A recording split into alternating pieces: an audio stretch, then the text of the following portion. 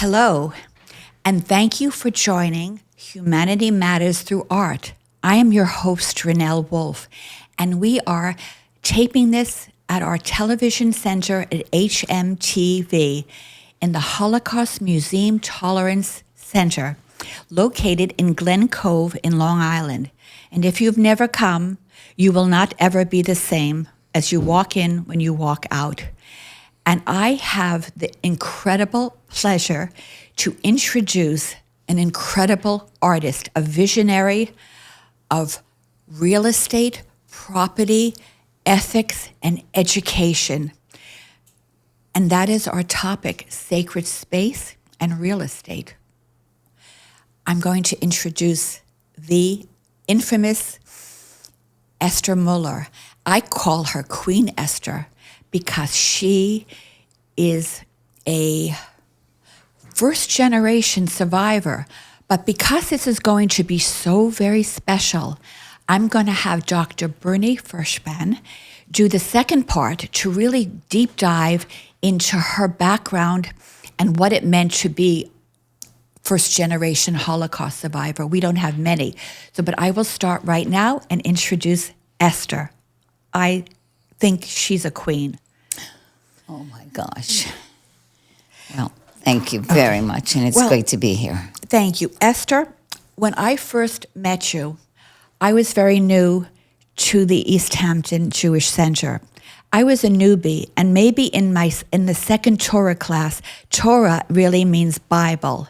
And I heard you speak about this property, which was about healing and light, and I was shocked.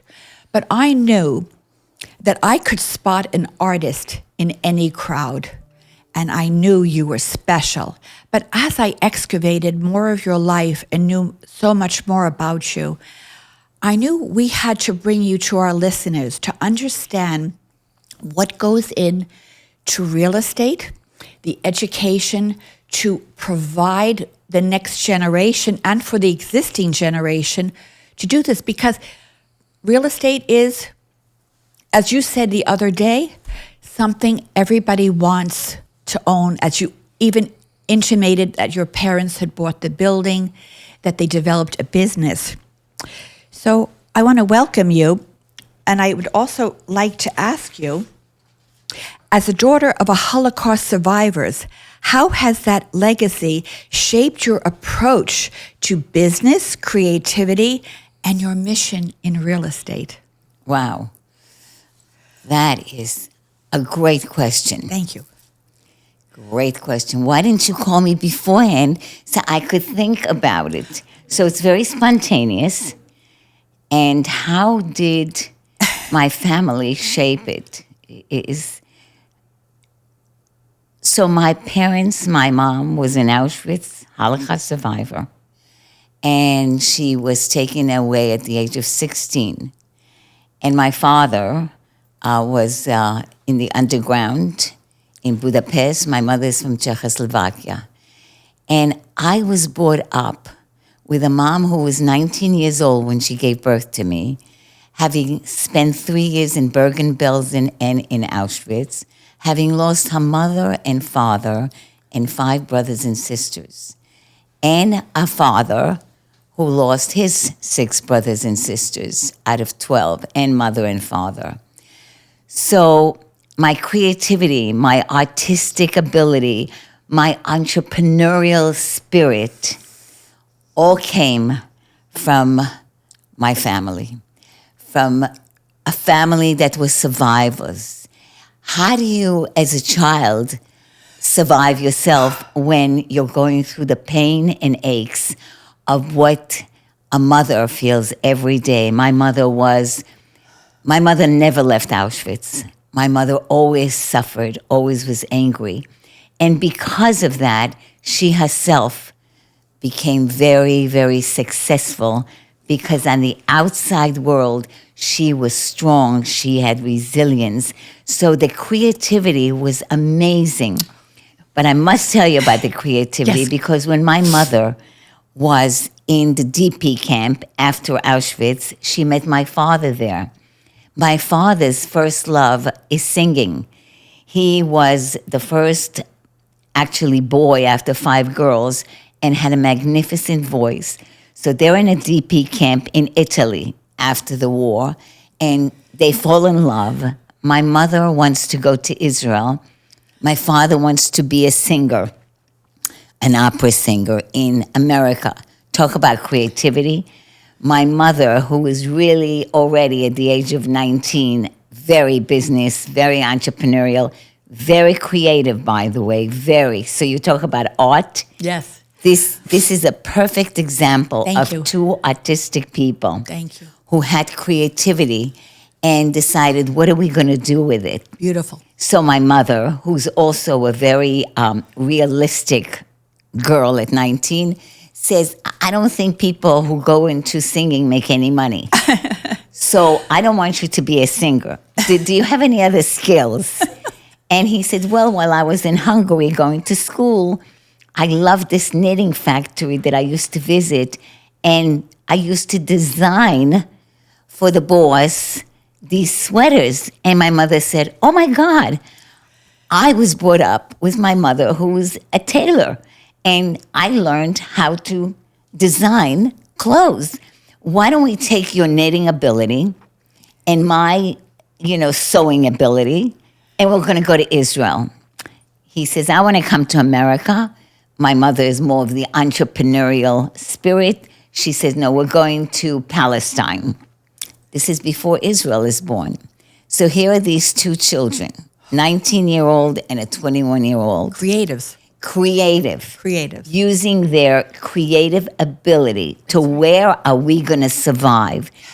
Inwardly had the ability to look into what is their talent. Can you imagine after being in Auschwitz, after losing your brothers and sisters, to say, where are we going to survive? We have to make a living. Mother says, singing, don't make a living. Father says, okay, I'm in love with you so much, I'm going to go along with you. Where are we going? They got on a boat, and if everybody knows the Exodus, that's where my mother was. Except when they got to Palestine, again, their creativity. Yes. They're such artists, they couldn't get on because the British wouldn't let them enter. So my mother is 7 months pregnant. Oh, my God. Guess with who? You? Yes. You. Swimming into shore, and 3 months later, they swam into shore, and I was born in a prison camp called Atlit. Before Israel was born, 3 months later, it became Palestine. So the creativity started even in my mother's belly, having these entrepreneurs coming and arriving in Israel. So from day one, it was living with 2 people who needed to survive. And when you live with creative people who found their inner talent, you realize that magic can happen. And of course, God was right there to have them become very successful. I don't want to interrupt, but I want you to keep that Yes. thought. But I want to interject to the listeners. I want you to know that when you look at people who wind up having so much, and you wonder, oh, it was really easy. I want everybody to know that the most important thing in this world is our creatives. And I just want to get back to your story because your story should be a metaphor for anyone who's going to tell themselves, oh, I can't, I'm not this. These are Holocaust survivors. Now, please continue, Queen Esther. Yeah. Well, thank you. First of all, let me tell you where Queen Esther name came from. It really was my grandmother, 2 grandmothers. My father's mother was named Esther, and she did not survive. She was one of the Holocaust victims. And my mother's grandmother was named Esther. So here I am with the name of Esther, carrying that as a legacy for them and taking the creative side again. What transpired was I was brought up by people who had nothing, from the ashes of Auschwitz, I used to say, to learning how to survive. So that what Yes. you're saying to your audience is when you're can you imagine at the worst time Yes. in your life, it doesn't Yes. get worse? Yes. So I want to jump in at this moment because I want to really highlight in this section your real estate. But no, people often think of real estate as being transactional. But for you, it's spiritual and in an educational arena. Mm-hmm. So how does beauty and memory shape the places you create and sell? Well, I have to stop for a moment and say that real estate, for me, was a survival method. And again, the artistic part is I was brought up with the parents who, to survive, also had a lot of street smart. And the street smart was what I was exposed to, and that was never be a tenant, always own. So how did real estate come into play? How? Was that I looked at real estate as a form of freedom. It was the freedom to be able to not have anyone tell me, you're going to leave now, the 2 years are up, the 4 years are up. I also saw it as freedom, and remember where I'm talking because I learned at home. Yes. Because my parents left Israel when I was 12 to come to America.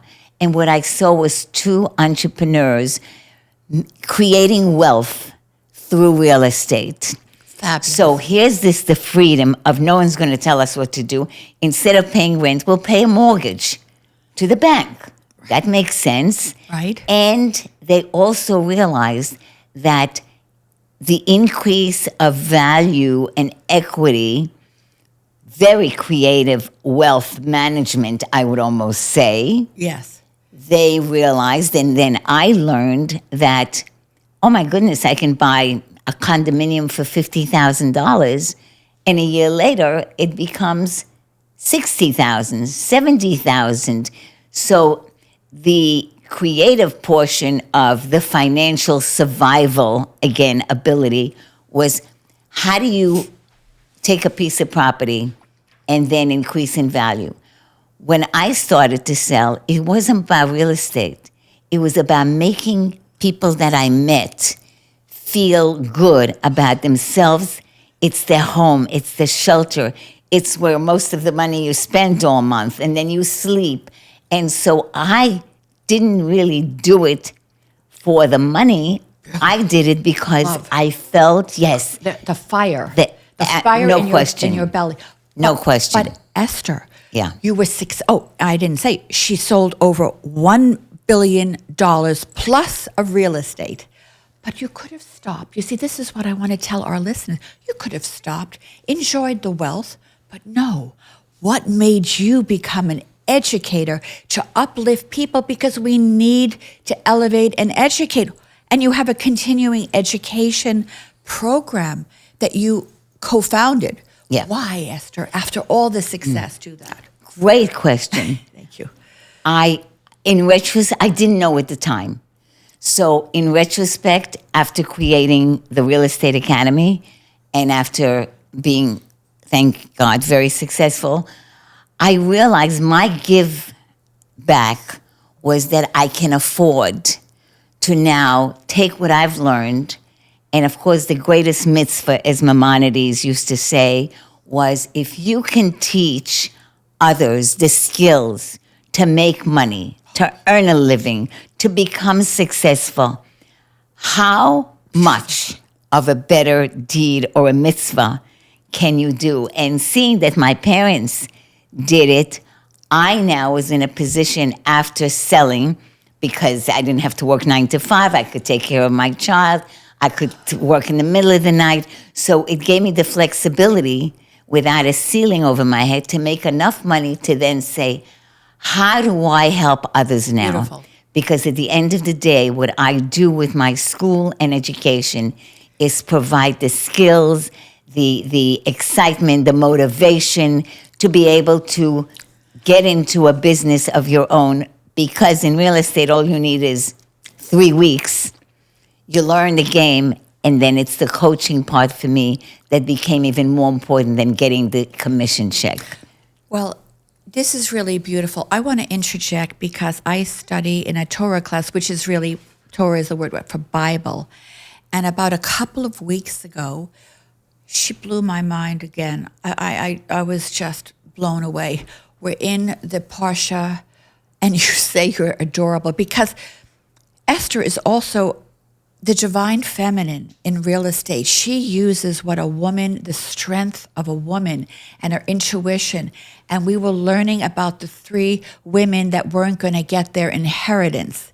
Oh, 5 women. 5 women. And she's so adorable. And you say, this was the biggest real estate deal in the Torah. That is so funny. That first of all, I know you're going to have a guest who happens to be my rabbi. Yes. And my weekly parsha is taught by the greatest rabbi and friend, Toby Rubenstein. And every week we read the parsha of the week. So the week we were talking about the story of the 5 sisters who had no brothers, and, they had inheritance of real estate property. Well, women were not, first class and didn't get inheritance. So they had to talk to Moshe, who then had to talk to God because he couldn't make a decision. Who's going to inherit this land? Moshe talked to God, and this was an amazing decision. Yes, ladies, you've got the power. You've got it. And it's going to be your guest at one point, Toby, who teaches me every week how women are so powerful on a weekly basis. And so this is the class that you were sitting at that I shared with you. Well, I'm very prejudiced to spiritual and women who really hold the power of the divine feminine, because I think, and we will talk with Rabbi Toby, but isn't it in Judaism that a man's wealth is the wife that he has because she will hold the light for his footsteps? Did I get that right? So what I'm trying to present as we kind of come to a close is that what you do is art and the way you do it, but what makes you more special than any other woman in real estate is not only is she first generation Holocaust survivor, she knows Torah, she knows ethics, she knows how things are, and she teaches it. You will not find that with any other woman in real estate. So if you want to find the best deal, a person with ethics, I suggest you come to Esther. What would you tell your younger self or young women today about moral courage it takes to build and heal through business and real estate? So the reality of it is that, to me, we're in a art and humanity. Men or women listening, it's about human rights. It's about tolerance. And being here in this setting, and then when I came in this morning, I can tell you my heart pounded. Thank you. Because that's some of the courses that are mandatory in real estate. And if you're coming into my profession, you cannot come in and get a license without, one, learning human rights, which is 3-credit course, which teaches you about tolerance, teaches you about how to treat others, and law of agency, how to be ethical. Pirkei Avot, which is my favorite book. Which one? Pirkei Avot. It's the story of our fathers. Yes. Ethics of our fathers. Yes. You need to be ethical. You need to be moral. So if there's any takeaway from here, Yes. and it's not only real estate, it's about ethics. It's about doing the right thing. It's about caring about other people. It's about moral standards. It's about being an example of leadership and being able to give to others. There's nothing more satisfying. There's nothing better. And I tell my grandson, when you give, you get. I don't give because I'm going to get, but for some reason, it's just magical. So my giveaway is give it away. Give it away. Give it away. Give it away. Don't worry about it. And yes, real estate is a great profession to be able to share with others. And then if you can't find yourself, you can certainly find yourself in real estate. Thank you, because I have an intuition. I could pick out the best artist in a big group. And I think, if anyone wants to really, you know how you feel like people are sometimes a used car salesman, they want to just get, this is a woman where there's no transactional. It's coming from the soul. It really comes from your heart, and you can speak so beautifully. How can people reach you so that you could be their agent, and you can be educated? We want to know where we can reach you. 2 ways. My name is EstherMuller.com. Can you spell it for us? ESTHER. I'm going to put it in the story notes, but say it again. ESTHERMULLER.com. I have a website, EstherMuller.com, and I also have a school, realestateacademy.com. Love to coach, love to teach you, and love to just, tell you anything you want to know to help you to succeed. Because I love having people that succeed around me. That's the goal. Well, on that note, I want to thank you for listening to Humanity Matters through art. My intention is to show you and to find the most greatest creatives to inspire you into the very best that you can become. You cannot no longer have an excuse. Oh, I don't come from the right family. Oh, I don't have enough money. If you listen to Esther's story, how they came, they survived Bergen-Belsen, Auschwitz. They knew they were artists. They knew they had to marry the right person that would enhance them and bring ethics, morality, family, and creativity. And for me and for Dr. Bernie Fershpan, this is why he has created that. And I hope that many people will be touched by this story. Thank you, Esther. Thank you. It's been a pleasure being here.